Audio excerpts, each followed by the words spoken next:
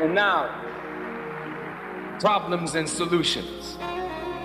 There has to be a solution to the problem of the unwanted presence of between 30 and 40 million black people.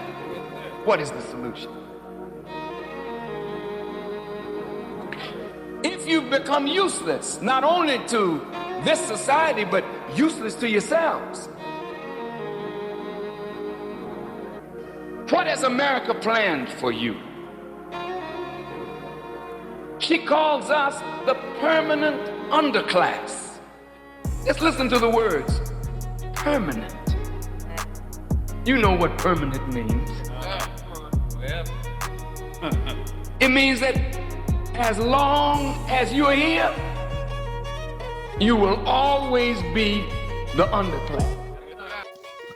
Spring 2022, COQUAL's Equity at Work report revealed 32% of black men and 28% of black women felt their managers exercised excessive control compared to 17% of white men, highlighting a clear disparity in micromanagement. I had presented myself in such a way that why wouldn't I get it?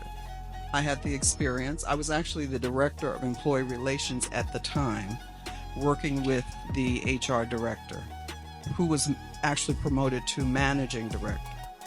And she called me in and said, we're looking for someone who has more experience. The inner cities of America. Now, if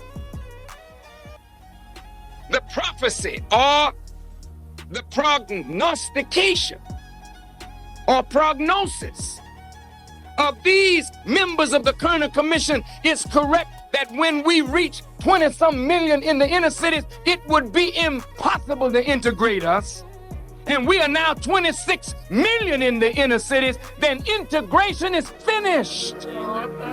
Today, there's more segregation than there was when Martin Luther King was alive.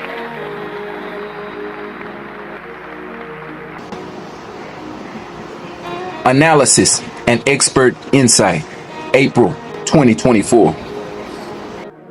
The reason why it's important to recognize these things is that when you talk about them, when you document and you talk about them, you want to be talking about them with the right in the right way and with the right terminology, and you don't want to be calling something a microaggression that is a different type of discriminatory behavior, right? You want to talk about gaslighting, which can take the form of microaggression, but you want to talk about these things in the right context, because remember, if you are not able to show that these things are happening in a discriminatory way, in other words, you're being targeted because of a protected characteristic like race, ethnicity, gender, etc., your argument of discrimination is likely to fall flat on its face. Kim Scott cited research showing white managers micromanage and surveil black employees 2 times more than they do white employees, warning that bias often results in harmful oversight disguised as leadership.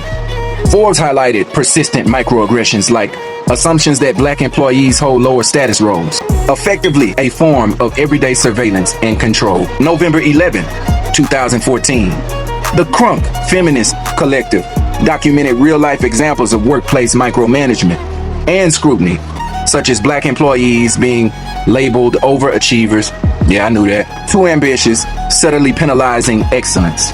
Black professionals report higher rates of micromanagement than white counterparts. Harvard Business Review 2023. Black employees who are micromanaged report elevated stress, frustration, and negative feelings about office returns. And the experts confirm systemic bias causes managers to micromanage black staff twice as often. The Working While Black campaign detailed how black workers were surveilled and labeled too aggressive, discouraging ambition. June 20 of 24, Forbes reaffirmed microaggressions as policing behaviors. See, micromanagement can be framed as standard managerial attentiveness. Lack of oversight, diversity and inclusion efforts often fail to hold managers accountable. COQUAL notes only a small fraction of reported bias receives meaningful action. Lyndon Johnson impaneled a blue ribbon commission. It was called the Kerner Commission. And they studied the condition of blacks in the cities of America. And they made their recommendations to the president. Certainly, the Kerner Commission was weeks and months of hard work, and we can't begin to break all of that down in a minute. But in the overview of their work, they said there were two Americas, separate and unequal, one black, one white. This is 1968. They recommended to the president that at that time in 1968, 12 million blacks were in the inner cities of America. And if America really wanted to do something to change this reality, the government would have to develop the will to tax the American people. And monies would have to be allocated to mainstream black people. Otherwise, by 1985, there would be 22 million black people in the inner cities, and then they said it would be impossible to integrate black people. This is the Kerner Commission. Mr. Lyndon Johnson got that report. If someone in that's their friend or looks like them and they feel better about that person, they will do it.